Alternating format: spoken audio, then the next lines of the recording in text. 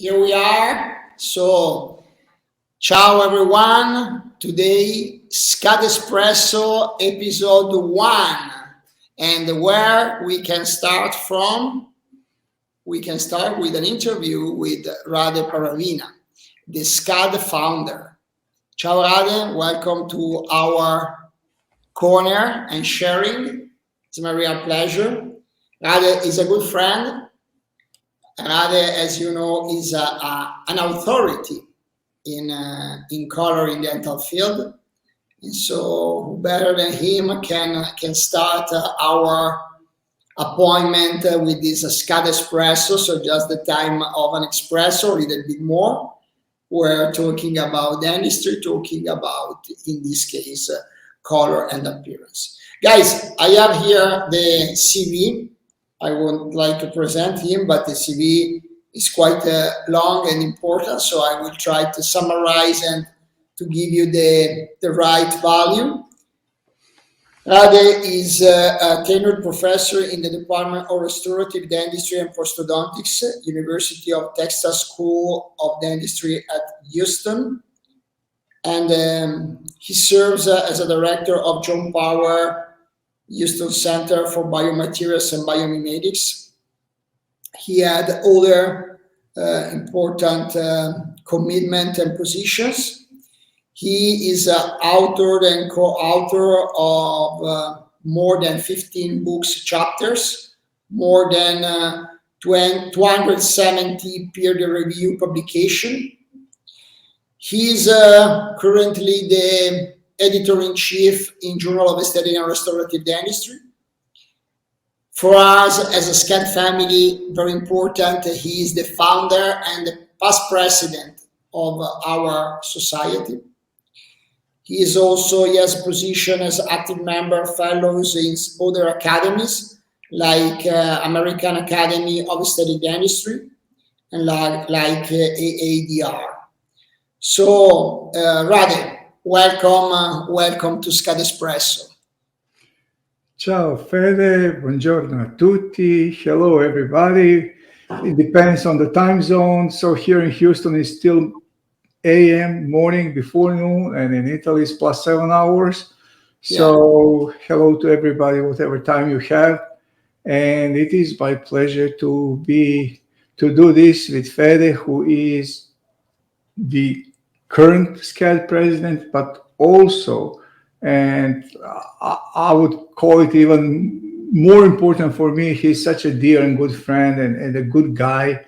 So we're just happy at SCAD. It's a group of good people, great dental professionals, but also there is that camaraderie that makes SCAD very unique organization, as we are all such a good friends, again. Absolutely. Beyond and above dentistry. So it is just that feeling that whoever ever attended the SCAD meeting, everybody had the same comment. What kind of group is that? It's just a group of good guys. That's it. Yeah, absolutely. Absolutely. It's always a pleasure to be back in our Congress, to have these human connections with good people, with passionate people about dentistry, because the distinctive element of SCAD is color and telling in a little bit wider way appearance and aesthetic dentistry, but it's also a group of wonderful people and wonderful friends. So, and very open to include new guys, new girls that can contribute to this project that started some years ago. So I will ask you something about the SCAD stories. So just to tell us how it was born and how was the path of our society. But before that, Rade, I have some questions about coloring dentistry, about appearance, okay? Okay. So, can I start with the question 1? What is the importance of color in dentistry nowadays, in your opinion? Well, my opinion is the same as opinion of Dr. Steve Bergen from 1985. He stated, color is unimportant for the physiological success of a dental restoration, yet it could be controlling factor in overall acceptance by the patient. So physiologically, it's totally unimportant. It's not long, short, position this or that way. It doesn't hurt. It doesn't provoke anything. However, again, as he said, color mismatch, you just show it to anyone and just ask them, would you like this in your mouth? Nope, the answer is no. Color is very unique because nobody's really coming to a dentist for color. Color is, in patient mind, a given. So with everything else being good, so I always define color as part of functional aesthetics, because aesthetics is irrelevant if not functional. So there is no aesthetics that's not functional. So color is important parameter of functional aesthetics. It's actually, in a way, a border between aesthetic dentistry and the opposite, whatever you want to call it. So color mismatch, everything else can be just 100% perfect. Guess what will happen? They will not like it. And again, we frequently speak among dental professionals about our feelings and our perception of different things. However, we should never forget that this profession exists because of them, the patients. They're the end user. We present case reports at the dental meetings, and we start with before, we end with after. Guess what? After is the birth of a restoration in patient mouth. It's just the beginning, it's not the end. We finish our presentations with after photos, but that's when they start living. Those restorations are start being tested on a daily basis by the owner, by their family, socially, any way you think about. So it's a little bit more than traditional, perception of a case. It's all good. I'm not complaining or saying anything negative in essence about case reports, but really this is just the birth of a restoration. For a dentist, when the restoration is placed, it's time for another patient. Well, for patient, it's not that way. They start years of service after that, and this is something that we should keep in mind. Who is the end user? It's all great for ourselves and being happy, and patient is happy at the delivery day. But what's happening in 6 months or a year or 5 years, that's also very, very important. Great point. Yes, absolutely. Inspiring reflection, because every one of us is really focused on the last day for us of the treatment, but as you're saying, is the first day of the path of the life of restoration, a real life of restoration. Yeah, absolutely.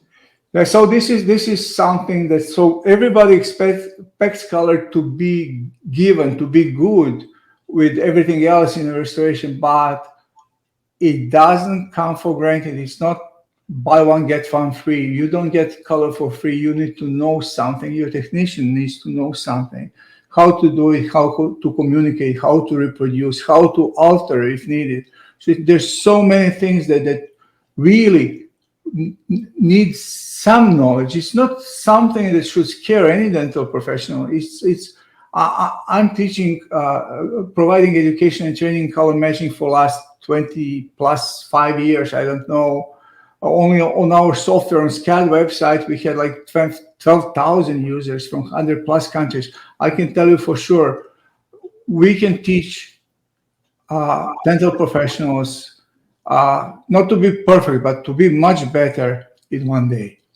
So it's not beyond the comprehension of the dentist. It's not some boring science that we are teaching. We are just teaching color matching for dummies. Do this, and that, and you don't need to know anything about color theory, not even to know color dimensions or anything. We just teach people how to do it in very layman terms. It's like understandable for everybody who never learned about color and who has no interest in learning about color, but you have interest in shade matching because in average, according to literature, you will be doing this 16 times a week. So this is bringing bread to your table. And even if anything else would be less important, the fact that your income depends on that is important, I guess, for many people. Plus, there is always that emotional component, not only in patients, but in dental professionals. You laugh when it's good. It makes your day, everybody's day. So we are happy when we see happy face. And so again, this is color is a complex phenomenon, but fairly easy to learn. Absolutely, absolutely. This is why it's so important. This is why SCAD is absolutely the unique academy society, as you want to mention it, focus on color. And this is also why maybe it's so important that SCAD is not a geographical collocation. So there is not American, European, Asian, or South American. Is the society, the reference, and is a good place where you can listen to interesting sharing in between a researcher, in between clinicians, in between technicians, and then all these aspects can be summarized in the last concepts you told us. Thanks. So, second question. What is the future of appearance and color in your vision? The future. Okay, let me just start with a little bit backwards to what you just said. There is a umbrella organization for all aesthetic academies in the world that's called International Federation of Aesthetic Dentistry, and it has 38 or 9 members. SCAD is the only member that does not have the name of region or country in their title. So we are Society for Color and Appearance in Dentistry. Everything else is American, European, German, Scandinavian, Israeli, Hungarian, whatever not. We intentionally didn't want any boundaries. We were founded in the United States originally by 5 founders, all in the US. However, how much I care about that, maybe you can conclude yourself by the fact that president is from Italy, the treasurer is from Saudi Arabia. I cannot care less about borders of any kind in professional sense. And this is something that we are very, very proud of, that we just had board meeting, I think last week. We were spread over 10 time zones, 10 hours. It was 3 in California and I don't know, 2 in Riyadh or something like that. And just so much fun. So great to feel that way, not to be kind of claustrophobic. For even a big country like US, it's a big country, but still, for me, when I think of profession, not about country borders. That's not my business. My business is dentistry. So that's something that I care much more than geography, honestly. So we are just, this is just a good thing. Back to your question, future of color in dentistry. Well, I think that future in general is pretty bright. The profession is developing daily. The profession is going digital big time, and it will be only more. That's easy to, it's not even a prediction, it's a fact. It will go digital more and more. Technologies are coming. I mean, if you think of a computer from 1955, that would be like 100 square meter space that it needed. And it was worse than any cell phone that we use nowadays. So this is happening with dentistry as well. So it's going great. Artificial intelligence is more and more present in dentistry. We see it all the time, implementations and such. We just published a review paper on artificial intelligence in dentistry. And it's like unbelievable. It was 3 dentists and 6 engineers, computer designers, programmers, imaging scientists in the team. So honestly, I'm one of authors and I don't understand good 60% of the paper. That's the benefit of the team. That's the benefit of the team. The only way for dentistry to go up, and there is no other way to go, is to create teams. We need to be aware of our limitations. Honestly, without any reservation, I can state I made my whole career by being aware of my limitations. Because of being aware of limitations, I created a team. I picked the best players from other disciplines. And when you create a team like this, you can just enjoy. So I did publish papers with world-leading color scientists. One of them is actually currently leading imaging scientist at Apple, nothing less. Well, I did publish 5 papers with him. The guy is a genius. So it helps you to grow. Again, we need to be open for other sciences. We don't need to invent colors. There is no color science for dentistry. There is color science, and there is application. And that application is actually the future of it. We are coming more and more with we have now like 6, 7, 8 photocolorimetric techniques for dentistry, taking pictures with cameras, adjusting it with Yeah, this is related to the next question that I would like to say. That mainly is okay. I'm going to take it because the vision is about the artificial intelligence, about the digital view, the digital devices. And the third question is, what do you think about color matching devices? What is your opinion about what we have in the market nowadays about this type of service from all these devices? Doesn't matter to enter in specific brand names. We can do it if you think that someone is interesting to mention. But what is your opinion about this? Well, I'll just limit my answer to clinical application right now, because there is scientific application that's even broader and more complex, but clinical application. So we have several products that are kind of spectrophotometers and similar for shade matching in dentistry. There are 2 or 3 of them. That's kind of one approach. It's more fundamental. And there's another approach that's, again, colorimetric approach with digital cameras. Everybody has a camera, or even color measuring apps for cell phone. Right now, I have 2 residents in prosthodontics doing master thesis. So we just tested, for example, 7 phone apps for color measurement, not for color measurement in dentistry, just apps for color measuring in average. So you download it, I think 4 for iPhone, 3 for Android. And we tested the OptiShade recently introduced by Stali Italiano. And we just wanted to see, most of them are for free. Those apps are not charging pretty much nothing. But there's always that question, am I rich enough to buy cheap? So does it work? Is the bigger question than the price of it. So some of them are really kind of a way in terms of obtaining repeatable measurements.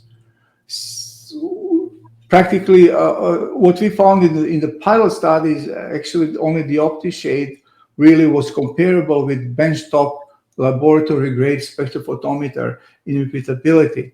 So you have apps, you have photocolorimetry. Again, it's not a real science. The digital camera is not color measuring device. Adobe Photoshop is not color measuring device. And everybody is using that, and it's okay. It works clinically. What we have is ample evidence of how it works for the best dental technicians and dentists.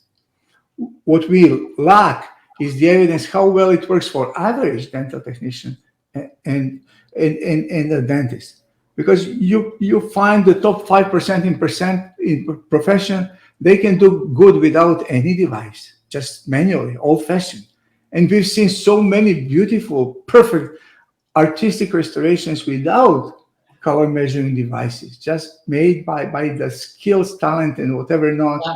or Yes, technician. because one side is to catch the color information.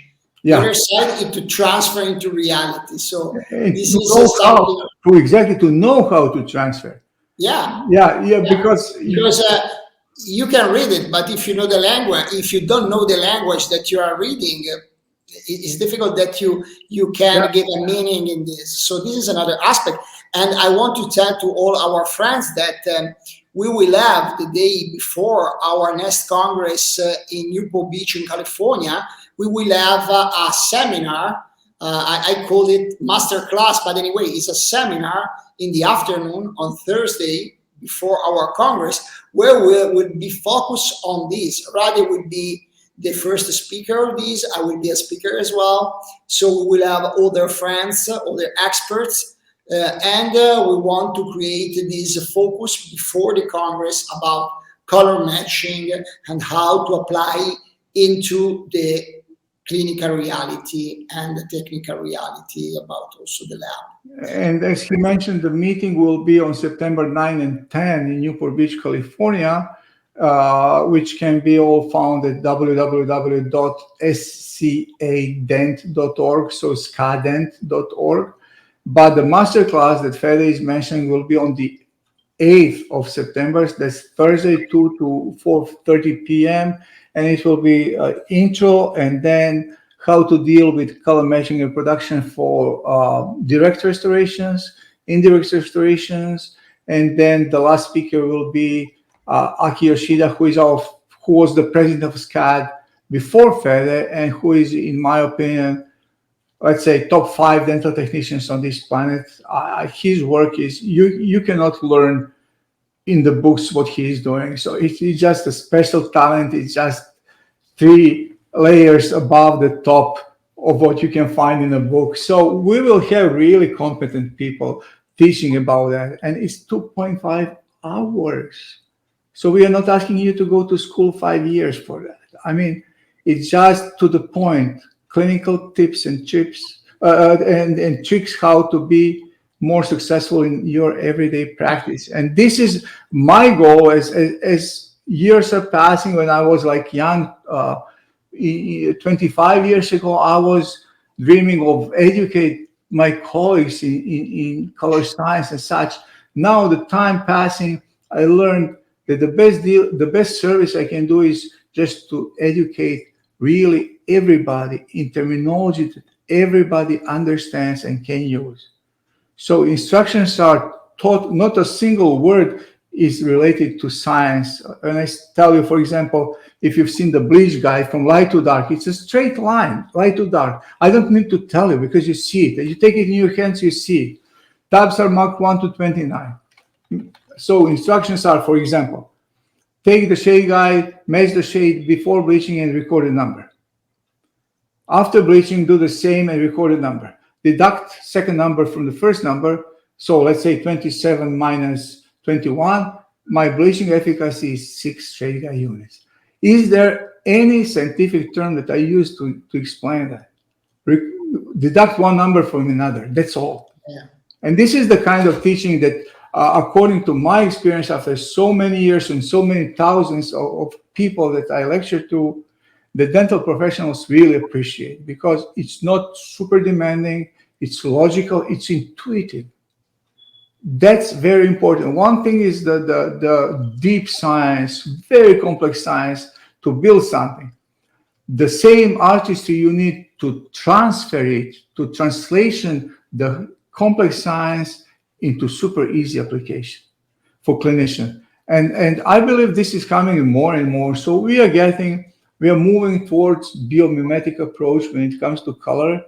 You know, dental photography, scientific, and biomimetics are 3 most abused words in continuing education. Everybody is mentioning them without really knowing much about science or biomimetics.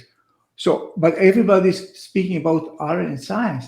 And of course, many of them knows a lot about it, but we hear those words sometimes not very discriminative. So when you say biomimetic in color, what is biomimetic in color? To have a shade guide and shade in dental materials that correspond what's in human's mouth. How complicated is it to get to that sentence while thinking, I want hence materials that correspond to what's in the mouth. Now we're coming to the second question. What's in the mouth? Nobody knows that. Not academia, not manufacturers, not private practitioners. We are kind of, again, classical is golden standard. It's a good product. It's 65 years old. Sometimes I'm joking and I ask colleagues, what is the oldest product in your office? Do you have anything older than 10 years? They said, no way. How about more than 50 years, more than 60 years? And they look at me like, what is he talking about? I said, classical is introduced in 1956. This year will be 66 years of it. Obviously, it is good product. That's why it still exists as it. But it works for composites very nice because of more and more pronounced chameleon effect of composites. But for crowns, you don't have chameleon effect. You do the whole thing, the whole tooth you make, correct? So you don't want it to pick the color from pink from gingiva. So we don't want that chameleon effect to happen ever.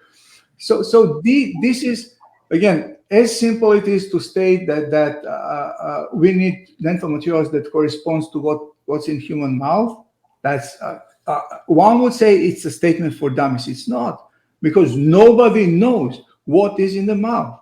And we just mentioned in this interview artificial intelligence, digital dentistry, and we are struggling with very basic questions. What is the color of human teeth?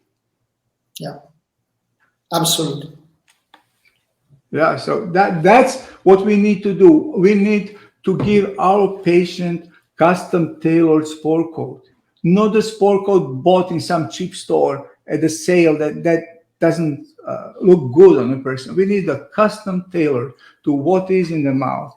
Actually, we are just doing a study on that. Yeah, right. This is a big misunderstanding many times. We want to replicate an A3 tooth, but yeah, it's a reference, but we have to customize, especially if we do 1-2 restoration teeth. Because if you do a full rehabs, it's okay. But especially when you have to match one single restoration tooth, yeah, definitely. Yeah, and there's a cloud. Human teeth belong to one cloud. And if you have tubs outside the cloud in shade guys, they're just confusing you. They're just bothering me. I don't need it. Yeah.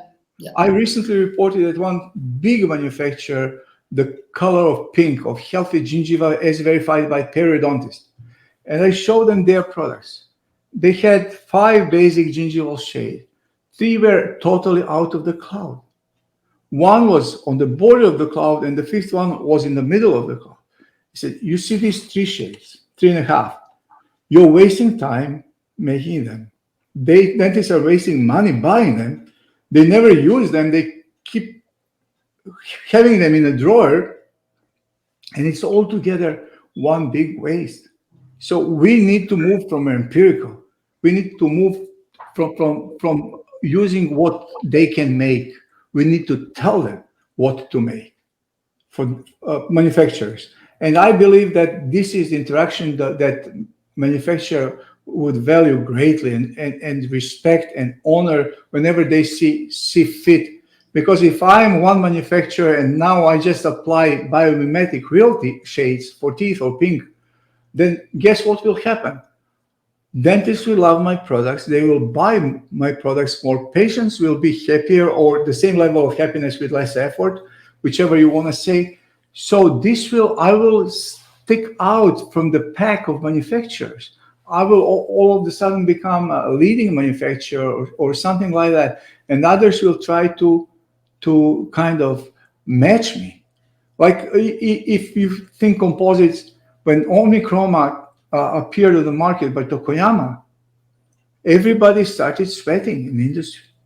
Now we have 6 single shade composites, 1 shade composites, 6 products. That's what that's what happened when somebody made something that was better and different. So I can retire. I don't need to teach shade matching with only chrome. I take one shade and you do it. I mean, I know for sure that it works for class 1 because we evaluated. We did 400 restorations with that. So that's, I'm not telling you my opinion. I'm telling you the facts, measured facts. So it just works great. And everybody is trying to mimic that. If they cannot make one shade composite, the industry goes with 3 to 5 shade composites instead of 16 or whatever. So times are changing, and we need really the answer of the future of color in dentistry, but if you will, of the entire profession is interaction of research, clinical, and manufacturers. Absolutely. So this is you cannot exist separately. Yeah. It's very wrong. That's why SCAD and Journal of Aesthetic and Restorative Dentistry have the same motto. It's clinical relevance for researchers, scientific evidence for clinicians. So clinicians are giving relevance, telling why something is important, how do we use it, while scientists are providing evidence for clinicians. And this is actually how, when we were thinking about creating SCAD, coming to that question, was like, why would I make another dental organizations when we have hundreds of them? And we then just noticed, and we were discussing that there is a big gap. On one end are scientists, the clinicians are sometimes calling lab rats or whatever. On the other end are clinicians that scientists are sometimes calling show-offs, storytellers, before and after. So there is lack of respect sometimes on both ends. So we position us in the middle, providing service to both researchers and clinicians. And we believe this is the only right approach, appreciating everybody and respecting everybody. Is it scientist or clinician? It doesn't matter to me. What matters is, are they good? Yeah, absolutely. And this point is very important. One cannot exist without the others, and all these interactions are very important in order to perform a real results that can give a value to our patients, to their life, to their appearance, to their psychological perception of their own smile. Yeah, absolutely. So, Rade, the last question, because the time is running, and before the questions, for sure it's important to invite all of our friends to join our family for luck after 2 years in presence, live, again in Newport Beach, in a beautiful scenario. But the best scenario is the amazing environment that all these people can create, the SCAD family members can create, and the fantastic interactions at all levels, scientific, clinical, technical, and human for sure. So the last question. Tell us in the last couple of minutes, please, something more about the SCAD story. Where born, why you found it, and just some curiosity about this fantastic project that is SCAD nowadays. Well, it was founded in 2008, and we wanted to create a professionally independent meeting to shed more light and emphasis on color matching, because this is one of the area in dentistry that's prone to traditional beliefs rather than facts. And irrespective of whether one thinks it's not that important, it is important for people. So we wanted to do something and to move the profession a little bit forward. So we had first meeting in 2009, and it was actually in Houston, here where I live. So it was really great. Just to mention, it's a fact, it's not commercial. Vita is our general sponsor all these years, and we really appreciate that. but we are not limited to a single sponsor. Competitors of Vita are our sponsors as well. So is Quintessence for years, very, very great sponsor, and many dental companies. So we just created that first meeting and brought people from all over, and we established E.B. Clark Award, like for lifetime achievement. E.B. Clark was a dentist who created an unbelievable porcelain shade guide in 1931. Have in mind, no computers, no color matching instrument, and nothing. And his shade guide is just a work of a genius. I have it actually here in my home as I'm collecting some of those old stuff. So we introduced that award, and first recipient was the father of modern color in dentistry, Dr. Robert C. Sproul, legendary paper, Journal of Prosthetic Dentistry, 73-4. And also he did the first global survey of color education and training in dentistry and reported it at American Dental Association 67. One of the best events of my year is a Christmas card from Dr. Sproul. I'm still getting them. He turned 101 in November last year, and I called him.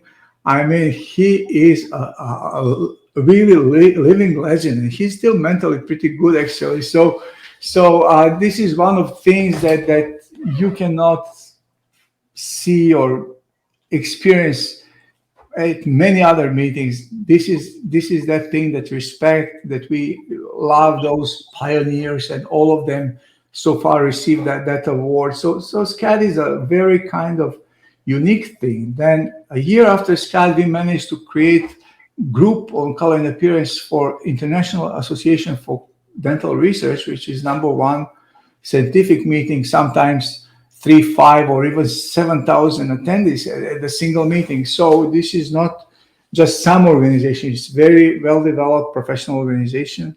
So that's what we created. And in 2009, we also started supplements on color for Journal of Dentistry until 2013, and then aesthetic and restorative dentistry start since 2013.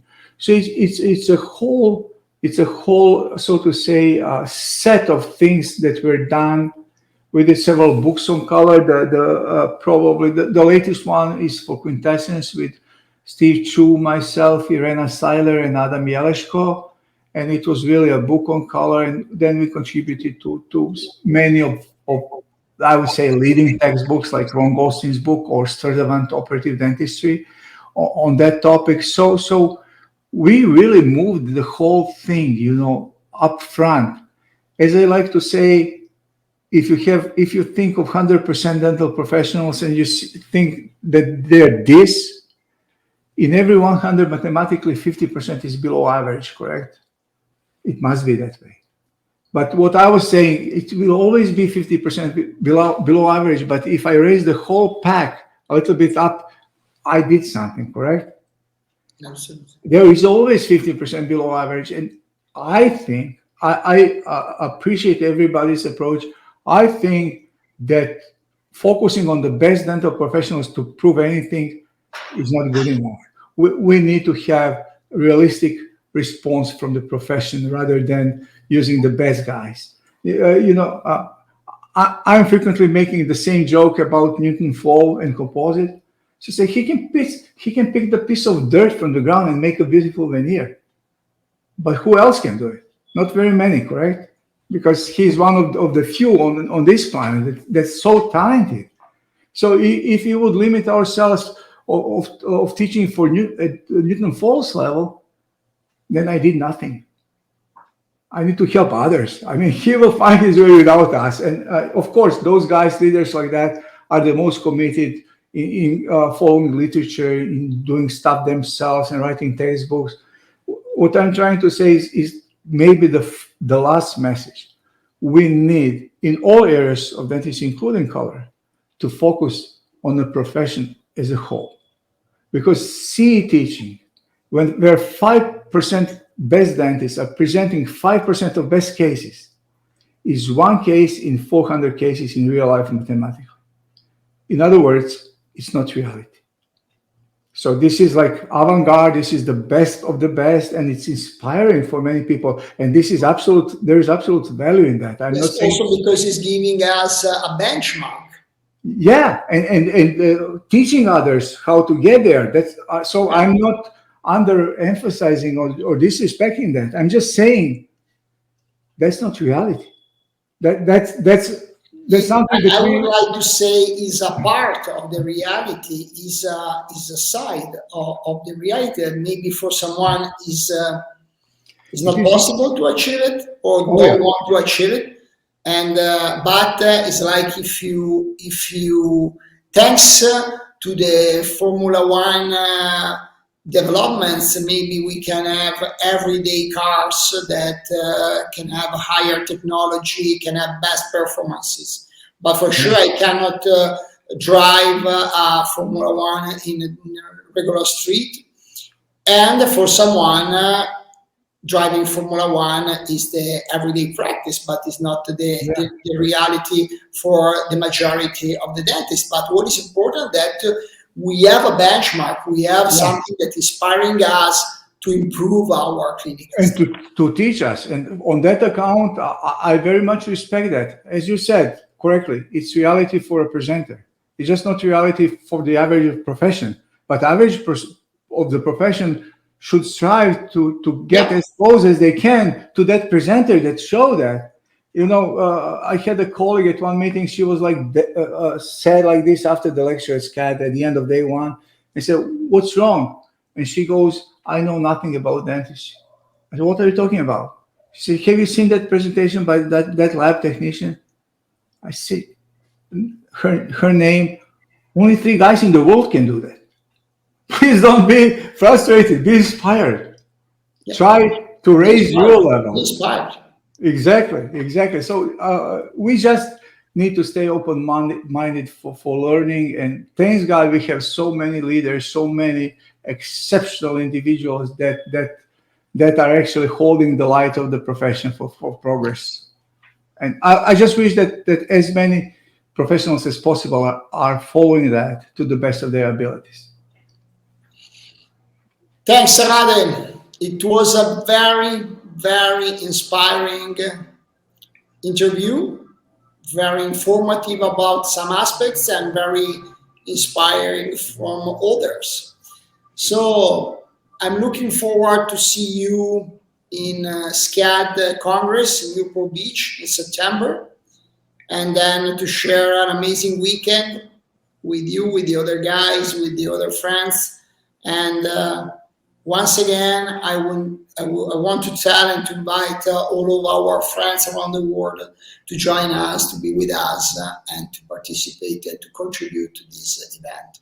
And let's invite all those that are considering attending the meeting to present their dentistry. We have a poster session. We have clinical posters and we have research posters. So there is sun for everybody shining. So you want to present clinical research, think of something. We would be very happy of learning from others. And that's something that, again, the whole mission is to promote our profession and the best of it. And please help us in doing that. Okay, great.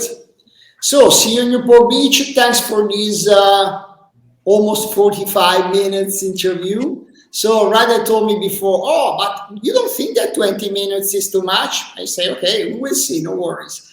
And okay, thanks a lot for your time, Rade, and for your big efforts to maintain SCAD, the fantastic reality that is in this moment and in the future.